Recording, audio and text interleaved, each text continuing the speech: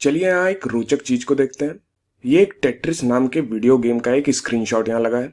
मुझे ये गेम खेलना काफी पसंद था और निश्चित तौर पर या तो आपने इस गेम को खेला होगा या फिर इस प्रकार के चित्र कहीं ना कहीं किसी गेम में देखा जरूर होगा। तो चलिए हम इसका प्रयोग करके बहुभुजों की दिलचस्प दुनिया के बारे में जानने का प्रयास करेंगे। अब इस टेट्रिस गेम में बहुत सारे ब्लॉक्स होते हैं। उनमें से कुछ उत्तल यानी कि कॉन्वेक्स होते हैं। उदाहरण के लिए ये वाला, ये एक उत्तल बहुभुज है, कॉन्वेक्स पॉलीगन है। तथा इनमें से कुछ अवतल यानी कि कॉन्केव होते हैं। उदाहरण के लिए ये वाला, ये अवतल बहुभुज कॉन्केव पॉलीगन है। अब प्रश्न यह है कि ऐसा क्या है जो बहुभुज को उत्तल या फिर अवतल बनाता है। चलिए देखते हैं इसको। मैं यहाँ पर एक उत्तल बहुभुज तथा एक अवतल बहुभुज के उदाहरणों से शुरुआत करता हूं। तो उत्तल बहुभुज का उदाहरण ये है और अवतल बहुभुज का उदाहरण ये है। तो बहुभुज एक ऐसी आकृति है जो सीधी रेखाओं के मदद से बनाई जाती है। चलिए इन रेखाओं को देखते हैं तथा उन बिंदुओं को देखते हैं जहां ये रेखाएं मिलती हैं, जिन्हें हम शीर्ष कहते हैं। तो यहाँ पर ये शीर्ष है, ये शीर्ष है, ये है शीर्ष और ये है शीर्ष। यहां हम एक बात ध्यान देते हैं कि उत्तल बहुभुज में शीर्ष, ये प्रत्येक शीर्ष बाहर की तरफ भाग रहे होते हैं। यहाँ पे इधर भाग रहा है, ये इधर भाग रहा है, ये इधर भाग रहा है और ये इधर भाग रहा है। तो ये बाहर की तरफ उन्मुख होते हैं या फिर कहें बाहर की तरफ भाग रहे होते हैं। जबकि अवतल बहुभुज में कुछ शीर्ष हैं जो बाहर की तरफ उन्मुख है, बाहर की तरफ भाग रहे हैं, जैसे यहाँ पर ये सारे। लेकिन यहाँ एक शीर्ष ऐसा है, ये वाला, जो बाहर की तरफ उन्मुख नहीं है। ये बाहर नहीं भाग रहा है बल्कि ये अंदर की तरफ धंसा हुआ है। तो ये तल के अंदर घुसा हुआ है, इसलिए इसे हम अवतल बहुभुज कहते हैं। या फिर कहें ये बिंदु केविन है, इसलिए इसे हम इंग्लिश में कॉनकेव पॉलीगन कहते हैं। केविन का मतलब हुआ गुफा बनाते हुए अंदर की तरफ घुसा हुआ है। तो जब भी आपको बहुभुज में कोई एक ऐसा शीर्ष दिख जाए जो अंदर की तरफ धंसा हो, तो वह अवतल बहुभुज होता है, कॉनकेव पॉलीगन होता है।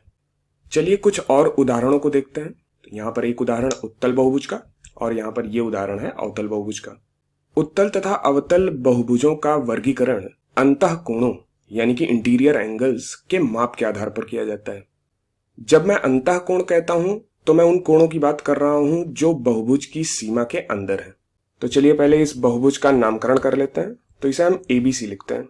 तो ये सारे जो कोण हैं, ये वाला और ये वाला, ये तीनों कोण अंतःकोण है, इंटीरियर एंगल्स हैं इस बहुभुज के। और हम यहाँ देख सकते हैं कि ये तीनों ही कोण 180 डिग्री से कम है। अतः उत्तल बहुभुज में प्रत्येक अंतःकोण 180 डिग्री से कम होता है। अब चलिए अवतल बहुभुज को देखते हैं।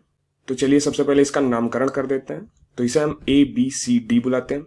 तो यहाँ पर ये तीन कोण, कोण A, कोण B और कोण D, ये तीनों 180 डिग्री से कम है। तो यहाँ पर ये तीनों कोण 180 डिग्री से कम है। परंतु यदि हम कोण C को देखें तो एक लाइन अगर हम यहाँ पर खींचें तो यहाँ पर ये 180 डिग्री का कोण बन रहा है, क्योंकि एक सरल रेखा पर 180 डिग्री का कोण बनता है। अब ये कोण, जो कोण C है, वो 180 डिग्री से भी ज्यादा आ रहा है, यानी कि कोण C 180 डिग्री से बड़ा है। तो अवतल बहुभुज में कम से कम एक अंतःकोण होता है जो 180 डिग्री से बड़ा होता है।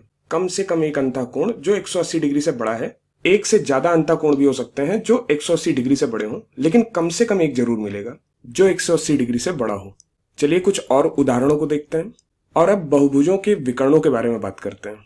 तो चलिए सबसे पहले इस उत्तल बहुभुज के इस उदाहरण को देखते हैं और इसका नामकरण कर लेते हैं। यह है ABCD। तो इसमें विकर्ण क्या है?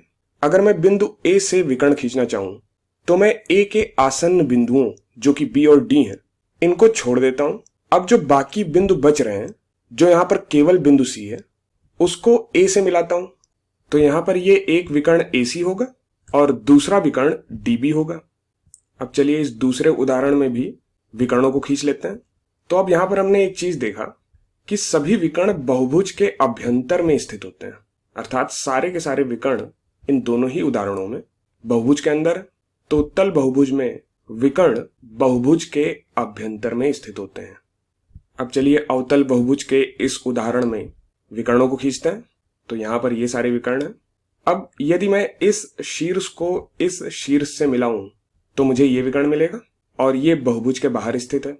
ठीक इसी प्रकार यदि मैं दूसरे उदाहरण में सारे विकर्णों को खींचूं तो ये वाला विकर्ण बहुभुज के बाहर स्थित है। तो यहां पर हम कह सकते हैं कि अवतल बहुभुज में कम से कम एक विकर्ण बहुभुज के बहिर्भाग में स्थित होता है, अर्थात बहुभुज के बाहर स्थित होता है। कम से कम एक जरूर ऐसा होगा, एक से अधिक भी हो सकता है, लेकिन एक विकर्ण ऐसा होना चाहिए जो बहुभुज के बाहर स्थित हो।